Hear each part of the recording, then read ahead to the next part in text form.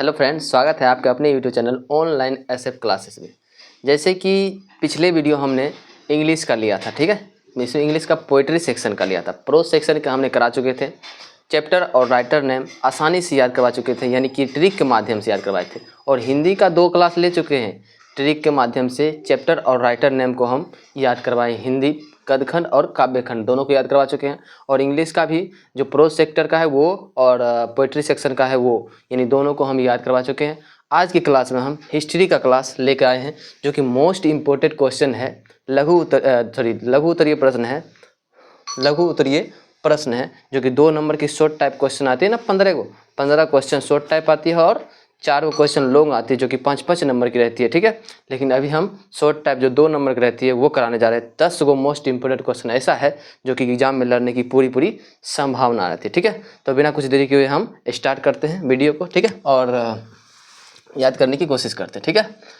पहला क्वेश्चन है, कार्बन 14 की विधि से आप क्या समझते हैं। कार्बन 14 की विधि से आप क्या समझते हैं। देखिए, कार्बन 14 का विधि एक ऐसा विधि है, एक ऐसा नियम है जो कि तारीख निर्धारित करने का मतलब कोई वस्तु जो है ना, कोई वस्तु है, इसे कैसे याद रखेंगे पहले ये बताओ। इसको याद रखेंगे कि कोई भी वस्तु को तारीख जो निर्धारित करते हैं कि कौन सा वस्तु कितना पुराना है और कितना नया है, ठीक है, उसी को हम कार्बन 14 विधि से हम जानते हैं कि कौन सा वस्तु कितना नया है और कितना पुराना है, ठीक है। इसको लिखेंगे कैसे, तो लिखेंगे कार्बन 14 एक ऐसा विधि है, एक ऐसा नियम है जो कि तारीख निर्धारित करती है कि कौन सा वस्तु कितना पुराना है और कितना नया है, ठीक है, जिससे हम पता लगा सकते हैं, ठीक। नेक्स्ट क्वेश्चन है, अकबर के सुलह ए कुल की नीति क्या थी। अकबर के सुलह ए कुल की नीति क्या थी, ठीक है। अकबर के सुलह ए कुल की नीति थी कि अकबर ने सभी धार्मिक जो धर्म थे, जैसे हिंदू हुआ, मुस्लिम हुआ, ईसाई हुआ, सभी धर्म को एक साथ मिला के रखते थे, सुलझा के रखते थे, उसे ही सुलह ए कुल की नीति कहते हैं, ठीक है।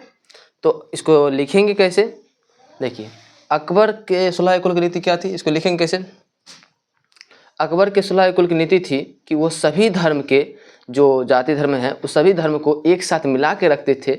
उसी को मिला के रखने के लिए एक नियम बनाया। क्या बनाया, उसी को मिला के रखने के लिए एक नियम बनाया, जिसे हम सुलह ए कुल की नीति कहते हैं। नीति मतलब नियम होता है, ठीक है, नीति मतलब नियम होता है, ठीक।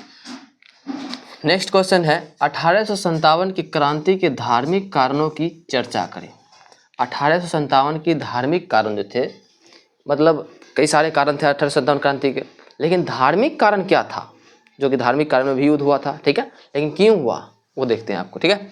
तो 1857 की क्रांति का धार्मिक कारण यही था, लेकिन कैसे, वो देखो। 1857 के धार्मिक कारण यही था कि ईसाई धर्म के लोग अपने धर्म की बड़ाइयाँ कर रहे थे, यानी ऊंची ऊंची बोलियाँ दिखाते थे अपने धर्म को, और हिंदू और मुस्लिम धर्म को क्या करते थे, हिंदू और मुस्लिम धर्म को नीचे की ओर दिखाते थे। क्या दिखाते थे, नीचे की ओर दिखाते थे, यानी ये धर्म जो है ना, मतलब लो लेवल के है, ये करते हैं वो करते हैं, ठीक है, हिंदू मुस्लिम कहते थे। तो हिंदू मुस्लिम से भड़क गए, हिंदू मुस्लिम क्या गए, भड़क गए, हिंदू मुस्लिम लोग जो है वो भड़क गए, ठीक है, जिसके कारण वो युद्ध में उतर गए कि मेरे धर्म को तुम क्यों बुराइयाँ दिखा रहे हो, अपने धर्म को मतलब अच्छाइयाँ दिखा रहे हो, मेरे धर्म को बुराइयाँ दिखा रहे हो, ठीक है। इसके लिए हिंदू और मुस्लिम धर्म क्या हो गया, उतर गए, और इसीलिए धार्मिक कारण इसी धार्मिक कारण के कारण क्या हुआ, 1857 क्रांति हो गया, ठीक है। नेक्स्ट क्वेश्चन है, मीराबाई का संक्षिप्त परिचय दे। मीराबाई का संक्षिप्त परिचय दे, यानी मीराबाई का जन्म कब हुआ था, मीराबाई कौन थे, और मीराबाई का पिताजी का क्या नाम था, मीराबाई का माताजी का क्या नाम है, इसी को संक्षिप्त परिचय कहते हैं, ठीक है। परिचय कहते हैं, तो परिचय देते हैं मीराबाई का क्या है, ठीक है। मीराबाई का संक्षिप्त परिचय है, लिखेंगे कैसे। मीराबाई का जन्म 1498 ईस्वी में हुआ था। कहाँ हुआ था, 1498 ईस्वी मीराबाई का जन्म हुआ था। मीराबाई का जो गांव था वो कुर्की गांव था। क्या था, कुर्की गांव था। क्या था, मीराबाई का गांव का नाम था कुर्की गांव था, ठीक है। जिस मीराबाई के पिता का नाम था रतन सिंह था। क्या था, मीराबाई के पिताजी का नाम रतन सिंह था। और मीराबाई बचपन से ही कृष्ण भक्ति में संलग्न थे, उससे मतलब अधिक पसंद करते थे और उसका प्रचार प्रसार करते थे मीराबाई, ठीक है।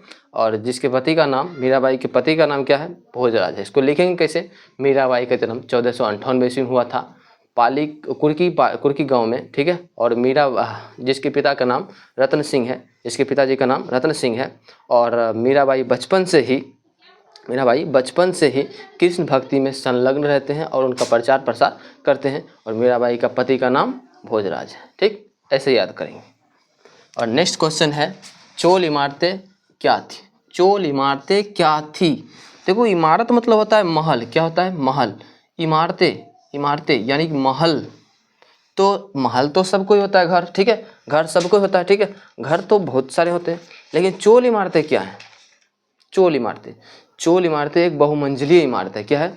चोल इमारतें एक बहुमंजिलीय इमारत है जिसमें एक रूम, एक गलियारा और एक बरामदा थे, ठीक है। चोल इमारतें उसे कहते हैं, ठीक है।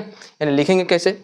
चोल इमारतें एक बहुमंजिलीय इमारत है जिसमें एक रूम, एक गलियारा और एक बरामदा थे, ठीक। जिसमें एक रूम, एक गलियारा और एक बरामदा थे, ठीक है। नेक्स्ट क्वेश्चन है, सिविल लाइंस का आविष्कार किस लिए किया गया? सिविल लाइंस का आविष्कार किस लिए किया गया? सिविल लाइंस का आविष्कार किस लिए किया गया, ठीक। तो सिविल लाइंस समझते हो? सिविल लाइंस यानी अंग्रेज के समय में जो सैनिक हुआ करते थे, तो उस सैनिक, जो रिटायर्ड सैनिक हुआ करता था ना, उस सैनिक को जो रखने के लिए, रिटायर्ड सैनिक जो थे उसको रखने के लिए किसका मतलब निर्माण किया गया था? तो सिविल लाइंस का आविष्कार किया गया था। क्या? किसका?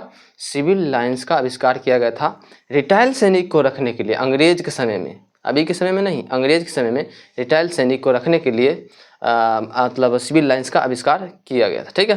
तो इसको किस लिए किया गया था? तो अंग्रेज के समय में रिटायर्ड सैनिक को रखने के लिए किया गया था। इसको लिखेंगे कैसे? सिविल लाइंस का आविष्कार अंग्रेज के समय में जो रिटायर्ड सैनिक थे उसको रखने के लिए किया गया था। किसके लिए? अंग्रेज के समय जो रिटायर्ड सैनिक थे उसको रखने के लिए किया गया था, ठीक।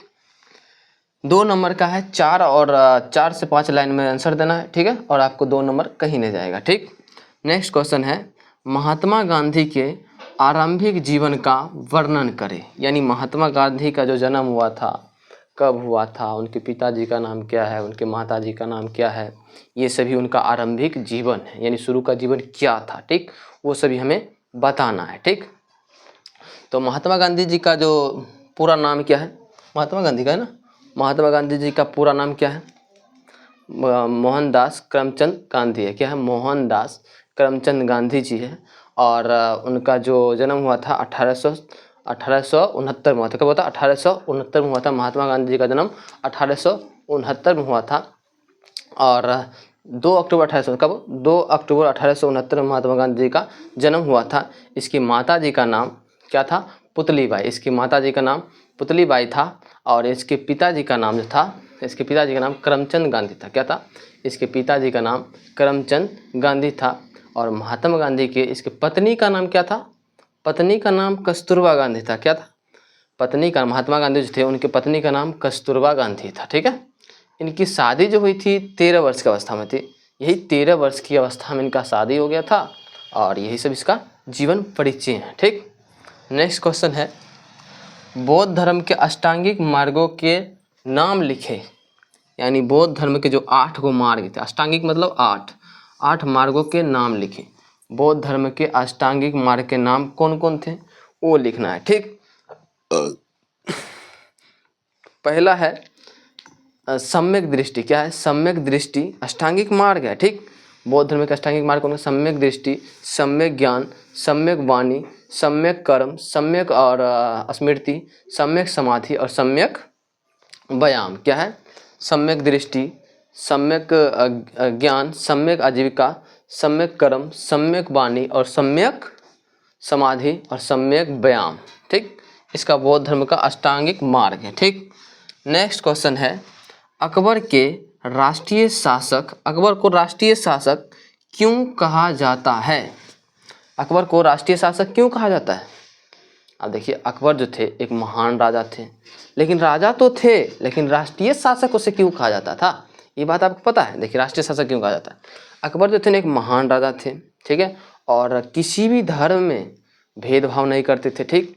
और कोई भी धर्म हो, जैसे हिंदू धर्म हुआ, मुस्लिम धर्म हुआ, ईसाई धर्म हुआ, कोई भी धर्म में अकबर भेदभाव नहीं करते थे और सभी को एकजुट एक साथ मिला के रखते थे, जिसके लिए उसे क्या कहा गया था, मतलब राष्ट्रीय शासक। क्या कहता, राष्ट्रीय शासक कहा गया था।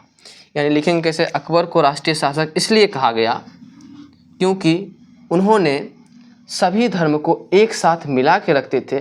जैसे हिंदू धर्म हुई, मुस्लिम धर्म हुई और ईसाई धर्म हुई, सभी धर्म को एक समान देखते थे, एक समान उनसे बात करते थे और एक समान व्यवहार करते, ठीक है, इसीलिए उसे राष्ट्रीय शासक कहा गया। ठीक, नेक्स्ट क्वेश्चन है, अकबर के समय में भूमि का वर्गीकरण किस प्रकार हुआ। मतलब अकबर के समय में जो भूमि था वो किस प्रकार अकबर के समय में भूमि का वर्गीकरण हुआ।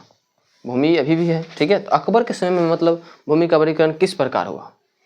तो अकबर के समय लिखेंगे कैसे क्वेश्चन, देखो, अकबर के समय में भूमि का वर्गीकरण 4 भागों में किया गया। कितने भागों में, 4 भागों में किया गया, ठीक है।